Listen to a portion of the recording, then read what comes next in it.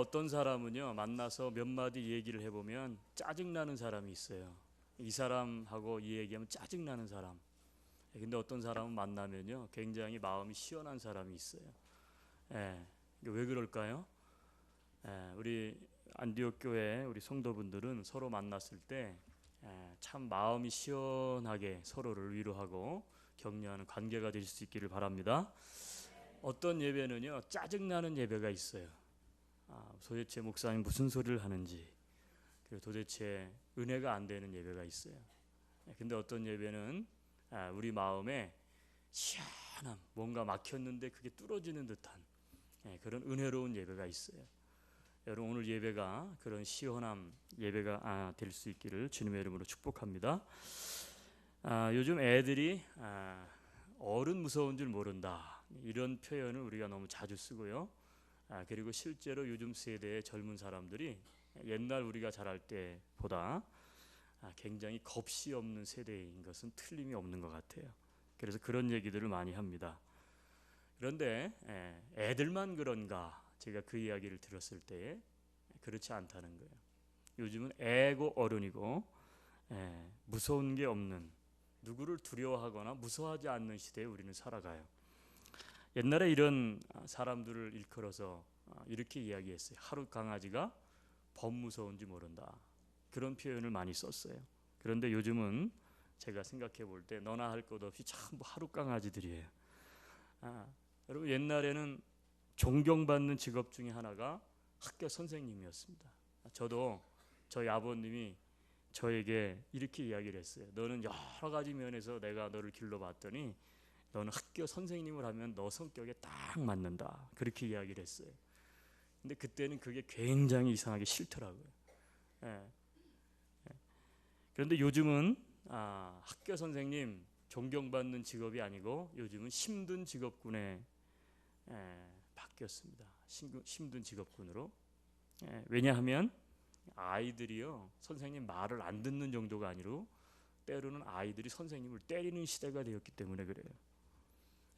어쩌자고 세상이 이렇게 됐는지 모르겠어요. 여러분, 그래서 이런 세대를 비꼬면서 누가 아주 재미있는 말장난을 했는데, 여러분도 한번 맞춰보세요. 세상에서 가장 무서운 처녀를 뭐라고 부르는지 아세요? 세상에서 가장 무서운 처녀, 난센스입니다. 무서운 처녀, 무서운 걸, 이렇게 얘기했어요. 무서운 걸. 세상에서 가장 무서운 총각은 어떻게 될까요? 그렇죠, 무섭군이죠. 세상에서 가장 무서운 아줌마는요? 모르겠어요. 무섭네. 세상에서 가장 무서운 너, 당신, 그게 뭔지 아세요? 무서워유. 세상에서 가장 오랫동안 무서운 거. 그랬더니 무섭지롱, 그렇게 해서 무섭지롱. 여러분, 제가 오늘은 좀 무서운 얘기를 좀 여러분하고 나누기를 원해요. 여러분, 왜 오늘날 사람들이 누구를 두려워하지 않을까? 그렇다면 그리스도인들은 누구를 두려워해야 될까에 대해서 오늘 이 아침에 함께 좀 은혜를 좀 나누었으면 좋겠습니다. 여러분, 세계적으로 유명한 CCM, 우리 복음 가수 중에 우리 외국 가수 중에 가장 인기가 있는 사람이 누구냐면 크리스 탐린이라고 하는 사람이에요. 크리스 탐린의 영감 있는 찬양들이 굉장히 많죠. 그 곡들 중에 이런 노래가 있어요. Whom shall I fear? 내가 누구를 두려워할까요? 라고 하는 곡이에요. 그 가사 내용을 보면 그 내용은 이런 내용을 담고 있습니다. 내가 누구를 두려워해야 하는가? 내가 누구를 두려워할까? 전혀 두려워할 필요가 없다.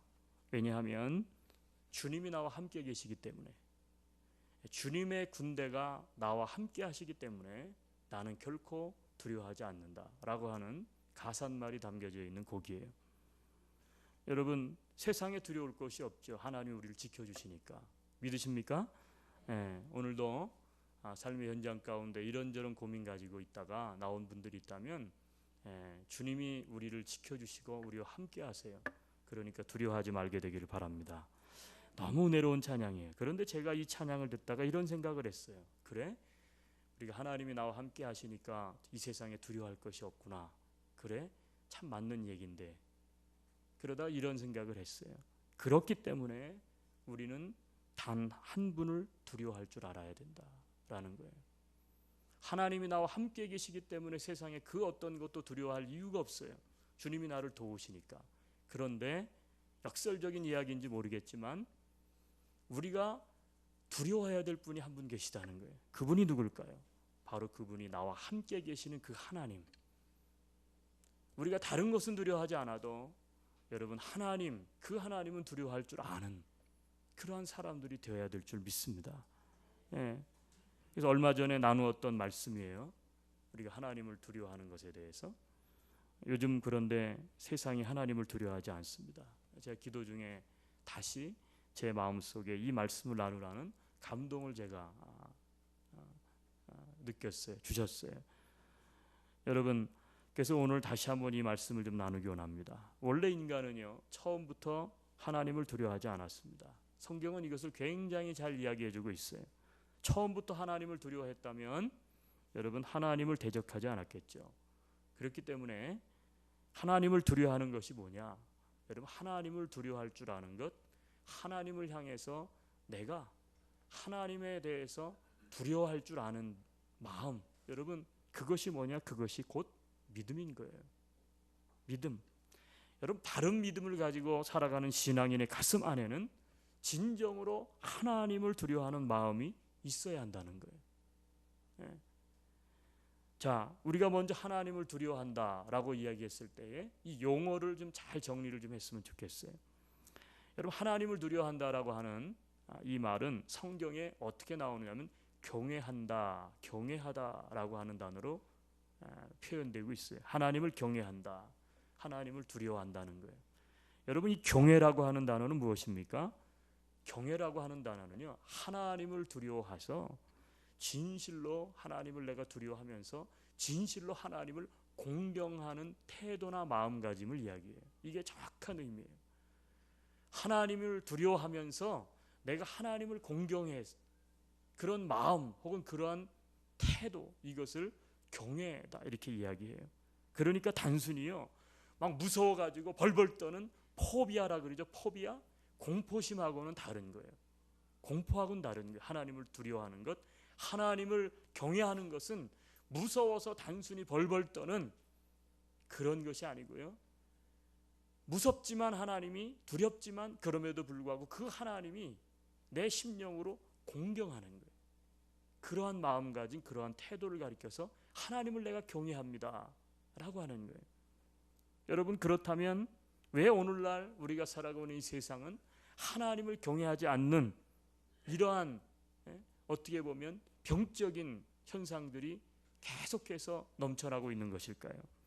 이러한 세대적 현상들을 두 가지로 설명할 수 있을 것 같은데, 첫째는 뭐냐 하면 우리 세대가, 우리 세상이, 우리가 살고 있는 세상이 우리에게 주는 메시지의 첫 번째 것이 이게 문제가 되기 때문에 그래요. 그게 뭐냐 하면 바로 탈권위주의적인 현상 때문에 그렇습니다. 탈권위주의적인 시대 현상. 여러분 오늘날은요, 이 세상은 권위 이야기하면 이 권위에 대해서 상당히 거부감을 가지고 있어요. 권위 자체를 인정하지도 않고요, 따르지도 않으려고 그래요. 그래서 이제는 윗사람이다 라고 하는 이 개념이 점점 사라지고 있어요. 그러다 보니까 가정에서도 부모의 권위가 사라져갑니다. 심각한 현상이죠. 중학생들이 길에서 담배를 피우니까 지나가던 할아버지가 뭐라 그랬어요? 손잡벌 되는 애들이 할아버지께 하는 말이 뭐라고 얘기하느냐 하면, 할아버지라는 호칭도 사용하지 않고 바로 애들이 사용하는 단어가 네가 뭔데? 응? 내가 당신 손자야? 이렇게 얘기를 하더라는 거예요. 그리고 거기서 끝나는 것이 아니라 할아버지가 이 얘기를 하니까 그 할아버지를 단체로 폭행을 하는, 극단적인 예인지 모르겠지만 여러분 이런 현상들은 오늘 우리가 살아가는 세상에 보편적으로 일어나는 권위가 무너져 버린 하나의 현상들이라고 볼 수가 있어요. 여러분 이게 왜 그럴까요? 이게 왜 문제가 될까요? 여러분 권위가 사라지게 되면 나타나는 현상은 뭐냐면 질서가 깨져요. 여러분 질서가 없는 세상을 생각해 보셨습니까? 질서라고 하는 것은요, 권위를 인정할 때에 생기는 게 질서예요. 그런데 권위를 인정하지 않게 되면 질서가 깨진다는 거예요. 이 권위의 문제는 곧 하나님과 인간 사이에게도 그대로 적용이 돼요. 하나님의 권위를 내가 인정하지 못하겠다, 않는다, 그러면 하나님과 인간 사이에 질서가 깨져버려요. 그래서 인간이 곧 하나님이고, 그렇죠? 인간이 곧 이 세상의 주인인 것처럼 그렇게 사람들이 교만하고 착각해서 살아가게 되는 거예요. 하나님의 권위를 인정하지 않게 된 인간은 더 이상 하나님을 두려워하지 않게 되는 거예요. 결국 하나님을 두려워한다는 것은 하나님의 권위에 내가 순종한다는 개념인데, 반대로 내가 하나님을 두려워하지 않는다, 하나님을 내가 경외하지 않는다, 그런 것은 무엇을 말합니까? 하나님의 권위 자체에 난 그걸 인정하지 못하겠다, 받아들이지 못하겠다라는 말과 똑같다는 거예요. 탈권위적인, 권위주의적인 이 세상의 풍조, 이것이 결국은 하나님을 향한 경외감을 사라지게 만드는 시대적 현상 중에 하나예요. 다른 하나는 뭐냐면 21세기 기독교의 지성을 대표하는 학자 C.S. 루이스의 견해를 이야기하고 싶어요. 여러분, C.S. 루이는 이런 이야기를 했어요. 역사 속에서 하나님을 두려워하지 않게 된 극명한 분기점이 있다는 거예요. 근데 그 분기점이 바로 우리가 잘 알고 있는 계몽주의 운동, 계몽주의 운동, 르네상스라고 하는, 여러분, 계몽주의 이전에는 사람들이요 그래도 신에 대한 경외감을 가지고 있었다는 거예요. 신에 대해서 좀 두려워하는 마음이 있었어요. 그런데 산업혁명이 일어나서 이제 기계 문명이 발전하기 시작을 했어요. 그러다가 보니까 과학이 발달해요. 그러면서 사람들이 이제 어떻게 됐냐면 눈이 띄어진 거예요. 그러면서 주장한 게 뭐예요? 더 이상 우리가 신화적인 신을 따라 숭배할 것이 아니라 이성을 가지고 있는 인간이 이 냉철하게 이성을 가지고 합리적으로 생각하는 시대, 과학적으로 계산을 해봐서 합리적인 것을 추구하는 시대, 이 시대가 왔다. 그러면서 더 이상 신을 향한 경외감, 그런 것은 다 미신적인 것이다, 비이성적인 것이다, 이런 무브먼트들이 일어났다는 거예요. 그러다가 보니까 어떤 일이 벌어집니까? 더 이상 신이 필요치 않게 됐어요. 무신론이 싹트기 시작했어요. 당연히 하나님의 존재를 인정하지 않으니까 하나님에 대한 경외감이 사라지고 하나님을 두려워하는 것들이 사라지기 시작을 했어요. 여러분, 이것이 우리가 살아가고 있는 이 시대 가운데 어떻게 이러한 하나님을 경외하는 것이 이 세상 가운데 사라지게 되었는지 사람들이 이야기하는 내용이에요. 여러분, 그렇다면 이런 질문을 한번 던져볼 필요가 있지 않겠어요? 그렇다면 하나님을 두려워하지 않게 되면 나타나는 현상이 무엇이 있을까? 과연 하나님을 두려워하지 않고 하나님을 경외하지 않는 이 세상은 이대로 가면 정말로 아무 문제가 없는 것일까? 여러분, 그렇지 않습니다. 하나님을 두려워하지 않게 되면 나타나는 가장 큰 문제점은 뭐냐면 그것은요, 죄악이 만연한다는 거예요. 죄가 계속해서 번성한다는 거예요. 여러분, 오늘 본문을 우리가 읽었죠? 오늘 본문은 이 사실을 명확하게 이야기해주고 있는 사건이라고 저는 믿습니다. 자, 여러분 알고 있는 것처럼 요셉, 야곱의 12아들 가운데 11번째 아들 요셉, 어렸을 때부터 아버지가 남달리 너무너무 사랑으로 키웠어요. 다른 형제들에게 그것이 시기와 질투가 됐어요. 그래서 형제들이 이 요셉을 노예로 팔아버려요. 그래서 애굽에 이제 노예가 되어서 팔려왔는데 이 노예로 팔려온 요셉에게 아주 좋은 주인을 이제 누군가 소개시켜줘서 그 집에 들어가게 돼요. 우리가 알고 있는 애굽의 경호 대장이었던 보디발이라고 하는 집에 노예로 이 요셉이 들어가는 거예요. 거기서도 이 요셉은 열심히 그리고 아주 성실하게 가정일을 돌보고 노예였지만 주인의식을 가지고 그 가정을 잘 보살폈어요.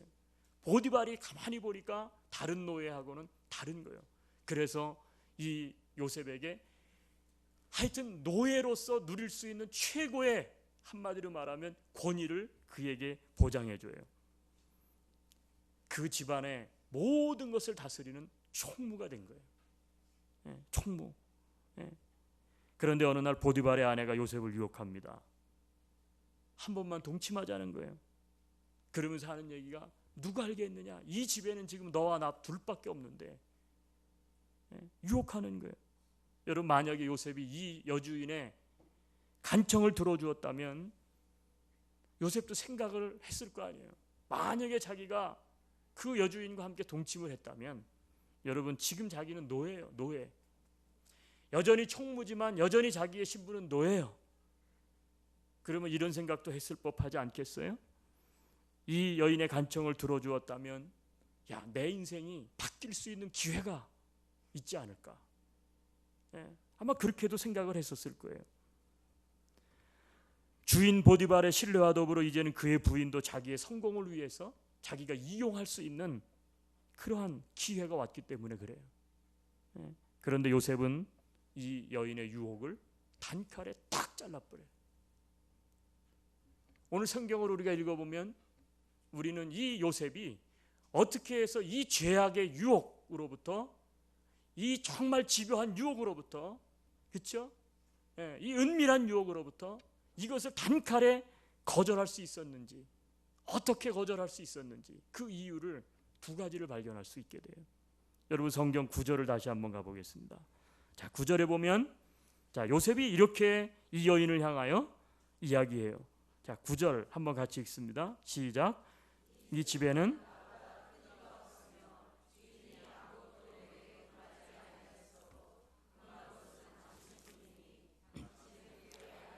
아멘. 자, 여기까지요. 전반절. 이 집에는 나보다 큰 이가 없으며 주인이 아무것도 내게 금하지 아니하였어도 금한 것은 당신뿐이니 당신은 그의 아내입니다. 자, 이 얘기는 무슨 얘기예요? 요셉은 지금 보디발이 요셉에게 모든 고난을 다 줬다는 거예요. 이 집에서 다른 그 누구보다도, 다른 노예들보다도, 다른 하인들보다도 내가 최고의 권위를 가졌는데, 이 권위는 누가 주었느냐? 당신의 남편이 줬다는 거예요. 내가 지금 권위가 최고예요. 그런데 네 최고의 권위를 준 게 누구냐? 보디발, 당신의 남편. 그리고 그 남편은 당신의 남편 아닙니까? 당신은 그의 부인이 아닙니까? 여러분, 이 얘기는 무슨 얘기예요? 다른 거는 다 나에게 허락했는데 주인의 아내인 당신만큼은 당신 남편이 나에게 건드리지 못하도록 그렇게 명령을 했다는 거예요. 이 얘기는 보디발의 권위 아래 내가 있습니다, 이거예요. 당신 남편이 지금 출근을 해서 업무 중에 있는지 모르겠고 우리가 둘이 함께 자는 것을 그 사람이 모를 수도 있어요. 그런데 나는 그렇게 할 수 없다는 거예요. 왜? 나는 나에게 권위를 부여한 당신의 남편, 그 남편을 나는 인정하기 때문에, 그 권위에 내가 순종할 수밖에 없기 때문에 나는 당신하고 이렇게 동침하는 것을 허락할 수가 없습니다. 다른 말로 말하면, 여러분, 요셉이 의식했던 것은 첫째, 사람을 의식한 거예요. 여러분, 왜 우리가 죄악 가운데 빠지죠? 이유는요, 사람을 의식하지 않기 때문에 그래요. 그렇죠? 여러분, 사람이 그런 말을 했어요. 사람이. 저도 자라면서 저희 어머니가 그러더라고요. 얘야, 세상을 성실하게 잘 살아야 된다. 남에게 절대 피해 주어서는 안 된다. 저희는 굉장히 유교적이고 불교적인 가정이기 때문에 저희 부모님도 삶을 그렇게 사세요. 심지어 자식들에게도, 지금도 자식들에게 절대 요만한 것 하나 피해를 주지 않으려고 굉장히 노력하시는 부모님이에요. 근데 우리 어머니가 이렇게 얘기했어요. 저한테, 야, 이제 네가 목회를 한다고 하는데, 저희 어머니가 이제 믿지 않을 때 얘기해요. 근데 나한테 이렇게 얘기해요. 사람들하고 이렇게 만나고 사람들을 자꾸 하는데 절대 네가 목회를 하든 뭘 하든 절대 이 말을 좀 명심했으면 좋겠다. 이게 무슨 말인지요? 제가 여쭤봤더니 그거예요. 사람 무서운 줄을 좀 알았으면 좋겠다. 이렇게 얘기하셨어요. 함부로 행동하고 말하고 사람들에게 상처 주고 그렇게 하지 말고 사람을 좀 무서워하고 사람을 좀 두려워했으면 좋겠다. 그 얘기는 무슨 얘기일까요? 오늘날 많은 사람들이 인생을 살면서 사람 무서운 줄을 몰라요. 두려워할 줄을 몰라요. 함부로 해요. 그러니까 어떻게 됩니까? 막 사람과의 관계가 얽히고 설키면서 거기서 쓴뿌리가 나오고 상처가 되고 서로 막 물고 뜯고 별 희한한 일들이 많이 벌어지는 거예요. 사람이 무서운 줄 알아야 돼요. 여러분, 요셉은요 사람이 무서운 줄 알았어요. 자기의 주인 보디발 무서운 줄 알았다고요. 사랑하는 성도 여러분, 우리가 인생 살아가면서 여러분 신앙인들이라면 무엇보다도 사람을 좀 두려워할 줄 알게 되기를 주 예수의 이름으로 권면합니다. 사람을 좀 무서워할 줄 알아야 돼요. 자, 그 다음에 두 번째, 이 여인의 유혹을 단칼에 잘라버릴 수 있었던 두 번째 이유는 자, 그 다음 하반절에 나와요. 자, 9절 하반절에 그 다음입니다. 당신은 그의 아내임이라. 자, 그 다음에 뭐라고 나오죠? 시작. 그런즉 내가 어찌 이 큰 악을 행하여 하나님께 죄를. 자, 요셉은 주인 보디발의 권위를 인정했을 뿐만 아니라 더 그보다 큰 권위자 하나님의 권위를 인정하고 있어요. 하나님의 권위를 말하고 있는 거예요. 주인 보디발뿐만 아니라 더 큰 권위자이신 하나님을 두려워하고 있었다는 거예요. 요셉이 여인을 취하는 것은 주인뿐만이 아니라 하나님께도 죄를 범하는 일이기 때문에 그것을 요셉은 알았어요. 사람뿐만 아니라 하나님을 두려워하지 않게 되면 여러분, 우리 인간은 쉽게 죄에 빠져 버린다는 사실을 우리는 꼭 명심해야 될 줄로 믿습니다. 여러분, 사람을 두려워하지 않고 더 나아가서 그 사람보다 더 높은 권위를 가지고 계시는 하나님을 경외하지 않는 사람, 여러분, 이 사람은요 세상에서 가장 무서운 사람이에요. 어떤 사람이 무섭습니까?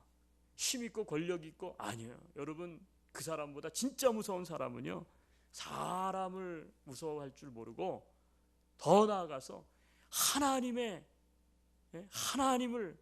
경외하지도 않고 두려워할 줄도 모르는 사람은요 이 세상에서 참 무서운 사람이에요.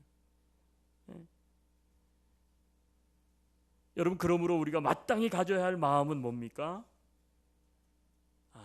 하나님이 지금 나를 지켜보고 계신다. 요셉은 그 고백을 하는 거 아니에요? 내가 지금 당신과 은밀히 당신 주인, 당신의 남편도 속이고 사람도 눈도 속이고 내가 당신과 함께 잠깐 동침하는 거, 그거는 너무 쉬울 수 있습니다. 그런데 요셉이 지금 얘기하는 건 뭐예요? 아닙니다. 지금 이 모든 것을 하나님이 보고 있습니다. 하나님이 보고 계신데 내가 어찌 큰 죄악을 범할 수가 있겠습니까? 여러분, 다른 말로 말하면 하나님의 임재의식이 요셉의 마음 안에는 있었다는 거예요. 하나님의 임재의식. 하나님이 지금 나와 함께 하신다. 지금 눈에 보이지 않아도 하나님이 내가 하는 말과 내가 하는 행동 다 알고 계신다. 여러분, 이 임재의식을 이라트라 그래요. 이라트.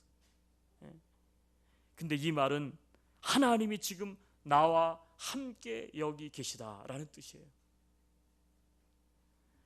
따라서 하나님의 임재의식을 가진 사람은 하나님을 경외하게 되어 있습니다. 하나님이 나와 함께 하시는데 내가 어찌 이 큰 죄악을 행하리까? 여러분, 무슨 말입니까? 하나님을 경외함이 없기 때문에 우리는 죄악에 빠진다는 거예요. 작년인가요?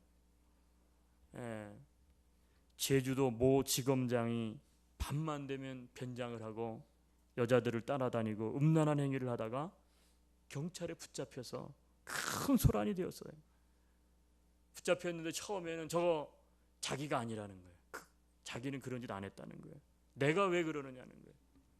그러면서 하는 얘기가 자신과 같이 똑같이 변장하고 위장한 사람이 자신을 모함하기 위해서 그러는 것 같다. 그렇게 둘러댔어요. 그런데 이 사람이 몰랐던 게 하나 있죠. 그게 뭐예요? 거리거리마다 설치되어 있던 경찰이 치안을 위해서 설치해 놓았던 이 CCTV 폐쇄 카메라, 폐쇄 회로가 있는 걸 모르는 거예요. 거기에 이 사람이 다 어떻게 하고 다니는지 찍힌 거를 몰랐던 거예요. 자신을 누가 보겠나? 낮에는 지검장으로 사람들 앞에서 판결을 하고 야단을 치고 했던 사람인데 밤이 되면 이상한 사이코가 되는 거예요. 그게 다 카메라에 찍혔는데 그것도 몰랐던 거예요. 결국은 카메라에 녹화되어 있는 것을 딱 갖다가 대조를 했죠. 그 사람이 살고 있는 집에서부터 얼마 떨어지지 않은 곳으로 그 사람이 나오는 것을 찍혔고, 여자를 쫓아가는 건물 안에서 그 내용이 찍혔고, 이상한 뒷골목에 가서 이상한 행위를 하는 것이 그대로 딱 찍혔어요. 시간별로 다 나와 있는 거예요. 여러분, 나중에는 시인을 했죠. 여러분, 만약에 카메라가 없었다면 어떻게 되었을까요? 아마 끝까지 부인했을 거예요. 어떻게 배울 만큼 배운 사람이 오히려 죄인들을 재판해야 될 법조인이 저토록 치졸한 행동을 할 수 있었을까? 여러분, 우리는 그 사람을 향해 손가락질 하지만요, 여러분, 이게 인간입니다. 이게 우리들의 모습이에요. 누가 보지 않을 때, 나 홀로 있을 때, 여러분, 그때 내 모습은 어떤 모습입니까? 여러분, 하나님이 없는 인생, 하나님이 없는 사회, 하나님이 없는 나라의 비극이 여기에 있어요. 여러분, 공산주의는요, 공산주의 모토가 뭐냐? 모든 인간이 주체의식을 가지고 살면 행복한 나라, 행복한 인간이 될 수 있다. 이게 공산주의의 핵심 이론이에요. 칼 막스가 막시즘을 이론을 토대를 세울 때에 제일 먼저 세운 게 뭐냐? 인간은 주체적인 인간, 자립할 수 있는 인간, 스스로 판단하고 스스로 행하고 스스로 느끼고 스스로 얼마든지 행복을 추구할 수 있다. 그렇기 때문에 인간이 주체의식을 가지고 살면 행복한 나라, 행복한 인간이 될 수 있다는 거예요. 그러면서 칼 막스가 이 공산주의 이론을 세우기 위해서 여러분 부정한 게 하나 있어요. 그게 뭐냐면 신이라고 하는 개념이에요. 공산주의에서는 신이라고 하는 개념을 인정해버리면 공산주의의 이론은 다 무너져요. 왜? 인간이 스스로 주체적으로 살아갈 수 있기 때문에 신이라는 개념은 더 이상 필요가 없는 거예요.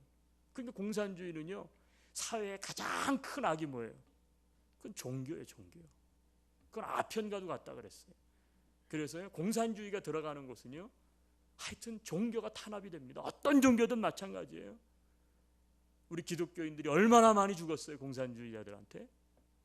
지금도 북한 보세요. 그렇죠? 가장 심한 정치범들이 가는 곳에 정치적으로 문제를 일으키지 않아도 보내. 누구를요? 기독교인들을. 왜요? 공산주의 이론이 인간은 주체의식을 가지고 스스로 이 세상을 행복하게 만들어갈 수 있다, 이렇게 주장하기 때문에. 그런데 여러분, 오늘날 공산주의가 우리가 잘 알죠. 러시아 공산주의 무너지고 중국도 지금 공산 정권이 무너진 거 아니겠어요? 여러분, 그런데 결과가 뭐예요? 우리가 공산주의 이론이 너무 그럴듯한데 결과가 무엇입니까? 여러분, 오히려요, 공산 정권이 들어서고 나서 오히려 인간이 주체의식을 가진 사람이다, 이렇게 가르쳤는데, 여러분, 공산주의 정권 아래에서 인간의 인권이 가장 짐승 취급을 받고 있어요. 얼마나 많은 사람들의 생명과 인권이 무참하게 짓밟혔습니까? 여러분, 이것은 무엇을 우리에게 이야기해 줍니까? 하나님을 경외하지 않는 인생, 하나님을 경외하지 않는 사회나 국가는 결국 그렇지 않은 사회보다 더 질서가 깨어지고 도덕이 무너지고 타락의 길로 나아갈 수밖에 없다는 거예요. 여러분, 이 예가 성경에 잘 등장해요. 여러분, 성경 속에서 보면 하나님을 늘 경외했던, 하나님 임재의식을 가지고 생활했던 요셉과는 대조적인 한 인물이 등장하는데, 그 사람이 누구냐? 삼손이라고 하는 사람. 삼손, 사사기에 나온 삼손 잘 아시죠? 삼손은 태어나면서부터 하나님께 바쳐진 나실인의 서약을 가지고 나온 사람이에요. 나라와 민족을 구원할 특별한, 탁월한, 어떻게 보면 탁월한 사명을 가지고 태어난 사람이에요. 그런데 그에게는 하나님을 향한 임재의식이 없었어요. 하나님을 경외하는 마음이 없었어요. 그러니까요, 자기 마음대로 자기가 가지고 있는 힘을 자기 마음대로 해버려. 자기가 가지고 있는 이 힘, 육체적인 힘을 가지고요, 때로는 나귀 턱뼈를 가지고 수천 명을, 블레셋 사람들을 죽이기도 하고 사자의 턱을 찢어서 죽이기도 하고 말이죠. 그런데 이 삼손이 말이죠, 음욕에 사로잡혀요.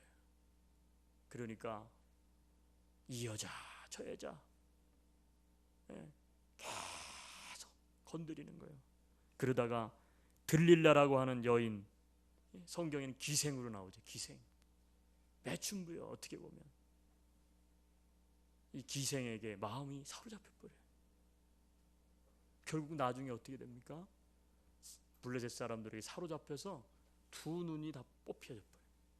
그리고 블레셋 사람들의 노예가 되어서 맷돌을 돌리는 비참한 인생으로 전락하고 말아요. 여러분, 우리가 아무리 많은 지식과 명예를 소유했다 해도 여러분, 하나님을 경외하지 않는 인생은 아무리 재능이 많고 아무리 가진 것이 많고 아무리 똑똑한다고 해도요, 결국은 삼손과 같이 될 수 있음을 우리는 명심해야 됩니다. 명심해야 돼요, 우리가. 여러분, 더 나아가 하나님을 경외하는 것은요, 특정한 장소나 특정한 시간에만 해당되는 것이 아니에요.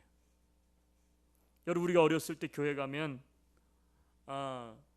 교회 권사님이 막 교회에서 뛰어다니잖아요. 우리가 그럼 막 야단을 쳐. 이놈의 새끼들 막 교회 예배드리는, 여기 하나님 계신 곳인데 이 안에서 떠들지도 못하고 막 야단치고 막 그러다가 어떻게 돼요? 숨바꼭질 하다가 이 강대상 위에, 강대상 뒤에, 특히 지금은 그게 없는데 이 속에 강대상 이 안에 서랍장이 있다고요. 그 안에 딱 들어가 있으면 아무도 못 찾아. 왜요? 강대상을 못 올라오니까. 왜요? 옛날에는 강대상 여기는 누구만 올라가요? 주의 종, 하나님의 종만 올라갔으니까. 그렇죠? 강대상을 닦는 분도 딱 정해져서 그분 외에는 못 올라가 여기를. 왜요? 하나님은 여기에 계시니까. 여기에 계신다고 실제로 가르쳤으니까. 함부로 거기 올라갔다가 죽어. 막 이렇게 얘기를 했으니까 여기에 숨으면 숨어 있는 놈도 떨고 숨어 있는지 아는데 그거 찾으러 올라가려고 하는 놈도 떨고. 왜요? 무서운 거예요, 그만큼. 여러분, 저는 그래서 어렸을 때 하나님은요, 교회 건물 안에 계신 줄 알았어요. 그리고 예배 시간에만 하나님은 나를 만나 주시는 줄 알았어요. 여러분, 아니죠. 그런데 오늘날 얼마나 많은 신앙인들이, 그리스도인들이 실제로 하나님은 교회 안에만 존재하시는 것으로 착각하며 살아가는지. 그러니까 어떻게 돼요? 교회를 떠나면 마음대로 하는 거예요. 예배를 드릴 때는 너무 거룩하고 예배를 드릴 때는 너무 고상한데 밖에 나가서 사람들 만나고 친구들 만나고 직장생활하고 가정에 돌아가면 전혀 다른 사람이 돼 있는 거예요. 말과 행동이 완전히 다른 사람이에요. 여러분, 하나님은 거룩한 성령님으로 이제는 우리 안에, 믿는 자의 심령 안에 거하고 계신 줄로 믿습니다. 교회만 계신 게 아니에요. 우리 삶의 현장에도 계시고 예배 때만 계신 것이 아니고 언제나 우리가 동행하시는 분이에요.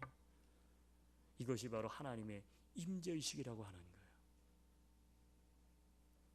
여러분, 따라서 하나님의 임재의식을 우리는 항상 가지고 살아야 될 줄로 믿습니다. 잠깐 이 하나님의 임재의식을 잃어버리면 우리도 무서운 사람이 될 수밖에 없다.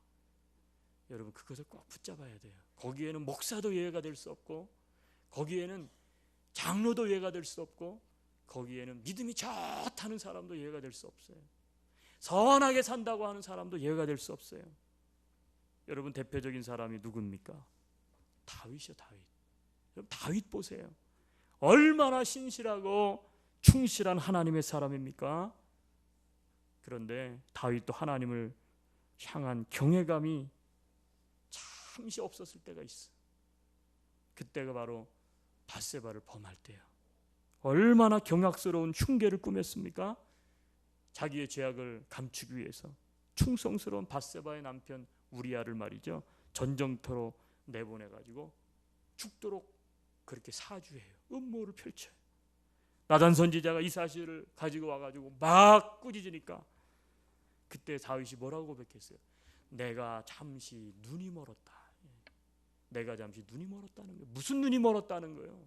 하나님이 나와 함께 계시는데, 하나님이 이 모든 것을 보고 계셨는데 내가 잠시 눈이 멀었나 보다.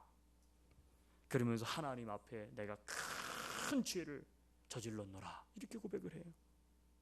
여러분 다윗도 그럴 수 있다면 하물며 우리는 어떻습니까?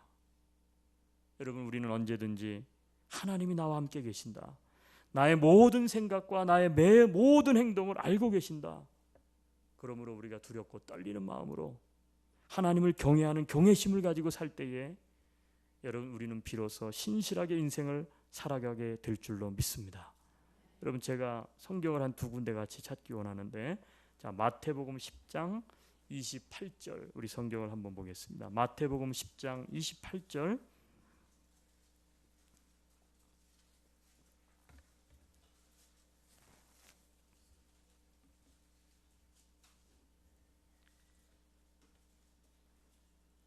자, 같이 한번 읽습니다. 뜻을 생각하면서 시작. 몸은 죽여도 영혼은 능히 죽이지 못하는 자들을 두려워하지 말고 오직 몸과 영혼을 능히 지옥에 멸하실 수 있는 이를 두려워하라. 아멘. 우리 한 절만 더 찾을게요. 시편 111편 10절 구약성경, 시편 111편 10절 우리 전반절만 좀 앞에 있는 문장만 같이 읽겠습니다.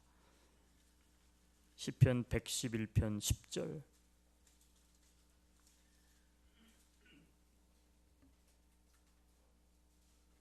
같이 읽습니다. 여호와를 경외함이 지혜의 근본이라. 아멘. 여러분 마태복음 10장 28절은 이렇게 말씀하세요. 몸은 죽여도 영혼은 능히 죽이지 못하는 사람들, 그러한 자들을 두려워하지 말고 오직 몸과 영혼까지 능히 지옥에 멸하실 수 있는 하나님을 두려워해야 한다. 여러분 우리가 사람에게 두려워하는 것만큼이라도 하나님에게, 하나님을 향한 여러분 경외감을 가지고 있다면 얼마나 좋겠어요? 그렇죠? 시편 111편 10절은 그래서 어떤 인생이 지혜로운 인생인가, 어떻게 사는 사람이 정말 지혜로운 삶을 사는 사람인가, 이렇게 이야기해요. 여호와를 경외함이 지혜의 근본이다, 이렇게 이야기해요. 여러분 지혜롭게 인생을 살아갈 수 있게 되기를 주님의 이름으로 축복합니다. 잠깐 기도합니다.